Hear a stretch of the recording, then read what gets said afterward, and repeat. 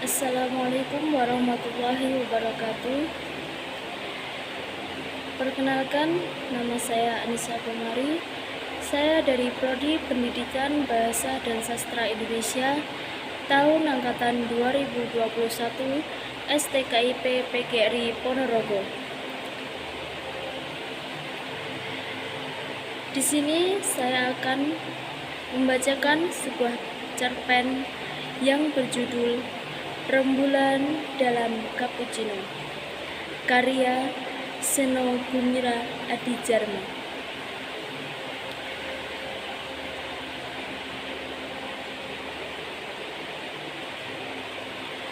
Seminggu setelah penceraiannya, perempuan itu memasuki sebuah kafe dan memesan rembulan dalam cappuccino. Ia datang bersama senja dan ia harus menunggu malam tiba untuk mendapatkan pesanannya. Cappuccino dalam lautan berwarna coklat datang langsung dari tercemplung cangkir. Tenggelam sebentar, tapi lantas pingpong. Tapi bukan bola pingpong, ini rembulan. Semua orang berada dalam kafe diam-diam melangkah keluar, menengok ke langit, ingin membuktikan dengan mata kepala sendiri bahwa terapung-apung cangkir perempuan sebenarnya seperti telah pelajari semenjak di sekolah dasar, yakni yang tiada pernah mereka saksikan sisi gelapnya, dan rembulan itu memang sudah tidak ada. Mereka bergumam, tapi tidak menjadi gempar, bahkan pura-pura seperti tidak berpengaruh sama sekali. Mereka kembali duduk berbincang-bincang dengan bahasa yang beradab, namun diam-diam melirik, seperti kepalsuan yang telah biasa mereka peragakan selama ini. Para pelayan yang berbaju putih lengan panjang, mengenakan rompi, berdasi kupu-kupu, dan rambutnya tersisir rapi, diam-diam juga memperhatikan. Semenjak kafe itu berdiri 10 tahun yang lalu, baru kali ini ada yang memesan rembulan dalam cappuccino. Kafe itu memang menyediakannya, dan minuman itu memang hanya bisa dipesan satu kali, karena rembulan memang hanya satu. Rembulan dalam cappuccino satu, teriak pelayan ke dapur, dan kepala bagian dapur memijit-mijit nomor HP, seolah-olah ada persiapan khusus. Akhirnya tiba juga pesanan ini, katanya. Aku sudah bosan melihatnya di daftar menu tanpa pernah ada yang memesan. Kepala dapur itu berbicara dengan entah siapa melalui HP. Iyalah, turunin aja. Sudah tidak ada lagi yang membutuhkan rembulan. Perempuan itu bukan tidak tahu kalau orang-orang memperhatikannya. Apakah perempuan itu akan memakan rembulan itu? Menyendoknya sedikit demi sedikit seperti menyendok es krim. Ataukah akan menelannya begitu saja seperti dewa waktu menelan matahari?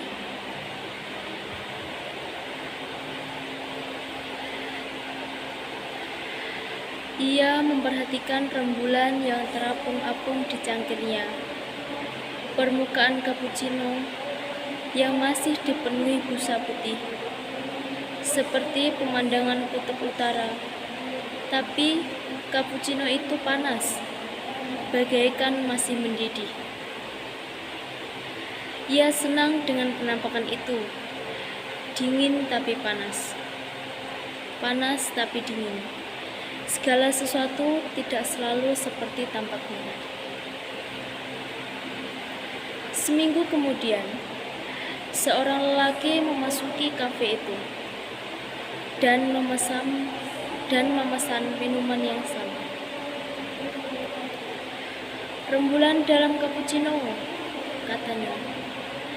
Para pelayan saling berpandangan. "Oh, minuman itu sudah tidak ada lagi, Tuan. Seorang perempuan telah memesannya minggu lalu."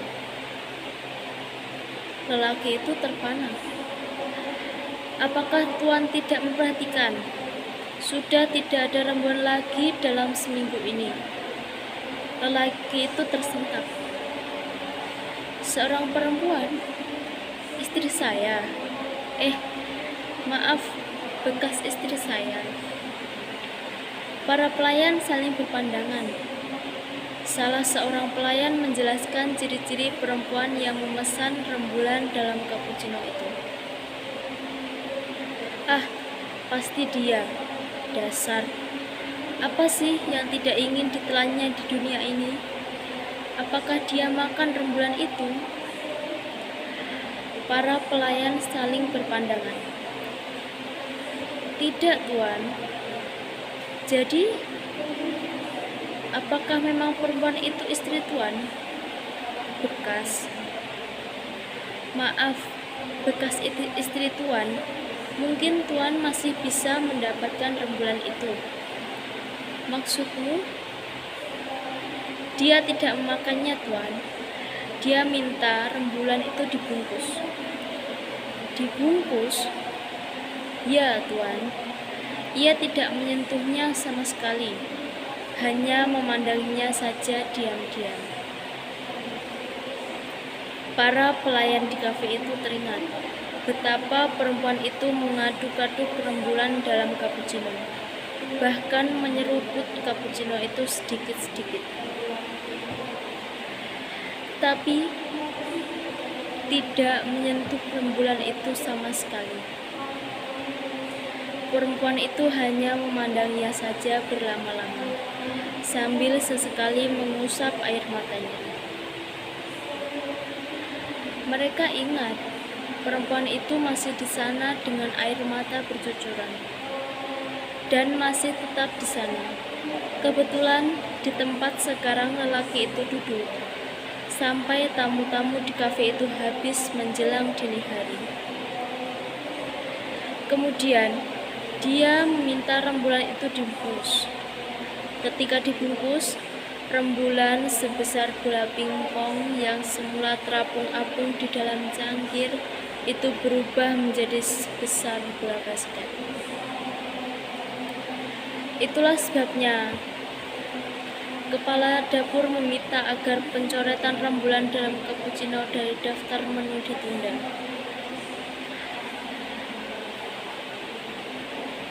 "Rembulan itu belum hilang," katanya. "Siapa tahu perempuan itu mengembalikannya." Lelaki itu memandang pelayan yang berkisah dengan seru. Ia baru sadar semua orang memandang ke arahnya.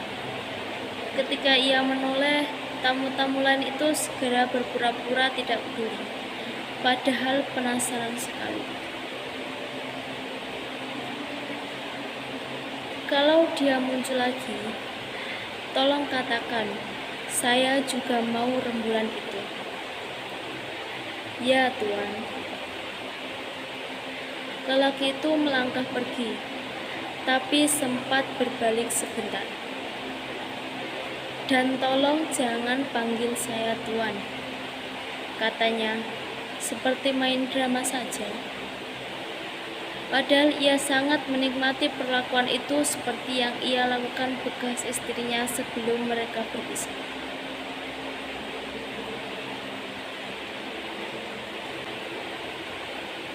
Tiada rembulan di langit. Tidak pernah terbayangkan akan terjadi betapa tiada lagi rembulan di langit malam. Namun di kota cahaya, siapakah yang masih peduli rembulan itu ada atau tidak? Yang masih peduli hanyalah orang-orang romantis, kata perempuan itu kepada dirinya sendiri. atau pura-pura romantis, katanya lagi. Dia berada di suatu tempat tanpa cahaya, kelam, begitu kelam, seperti ditenggelamkan malam, sehingga bintang-bintang yang bertaburan tampak jelas. Terlalu jelas, seperti peta dengan nama-nama kota. Perempuan itu belum lupa. Apalah artinya nasib satu manusia di tengah semesta. Nasib yang sebetulnya jamak pula dialami siapapun jua di muka bumi yang sebesar merica. Namun, ia merasa bagaikan kiamat sudah tiba. Agak malu juga sebetulnya. Banyak orang lain harus hidup dengan gambaran bagaimana ayahnya diambil dari rumahnya di tengah malam buta, digelandang dan diarak sepanjang kota sebelum akhirnya disabet lehernya dengan celurit sehingga kepalanya menggelinding di jalanan dan darahnya menyembur di atas seperti air mancur deras seperti sampai menciprati orang-orang yang mengaraknya itu. Tidak sedikit orang yang hidup dengan kutukan betapa ibunya telah menjadi setan jalang yang memotong-motong alat kelamin lelaki sambil menyanyi dan menari. Dan karena itu berhak disiksa dan diperkosa. Padahal semua itu merupakan kebohongan terbesar di muka bumi. Hidup ini bisa begitu buruk bagi orang-orang baik, meski tidak mempunyai kesalahan sama sekali. Tanpa pembelaan sama sekali, langit malam tanpa rembulan. Ada yang terasa hilang memang, tapi selebihnya baik-baik saja. Tentu kini hanya bisa dibayangkan bagaimana rembulan itu seperti perahu yang membawa kelinci pada malam hari dan mendarat di Pulau Jawa. Namun, tidakkah manusia lebih banyak hidup dan kepalanya daripada dalam dunia di luar batok kepalanya itu? Apabila dunia kiamat dan tidak ada sesuatu lagi kecuali dirinya sendiri entah di mana. Ia bahkan masih memiliki sebuah dunia di mana kepalanya. Tanpa rembulan di langit, ia bisa melihat rembulan seperti perahu membawa kelinci yang mendarat di Pulau Jawa.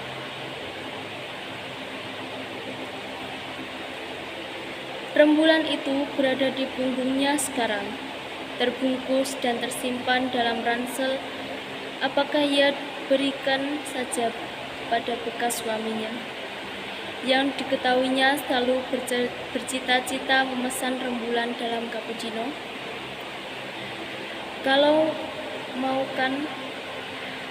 Kau mau kan banyak cappuccino instan di lemari dapur, dan meski rembulan di punggungnya sekarang sebesar bola basket, nanti kalau mau dimasukkan cangkir akan menyesuaikan diri menjadi sebesar bola pingpong. Dia dan bekas suaminya sebetulnya sama-sama tahu betul hukum rembulan itu. Tapi itu cerita masa lalu. Sekarang ia berada di sebuah jembatan dan sedang berpikir, apakah akan dibuang saja rembulan itu ke sungai? Seperti membuang suatu masalah agar pergi menjauh selamanya dan tidak akan pernah kembali. Setiap orang mempunyai peluang bernasib malang. Kenapa dirinya harus menjadi perkecualian? Ia seperti sedang mencurigai dirinya sendiri.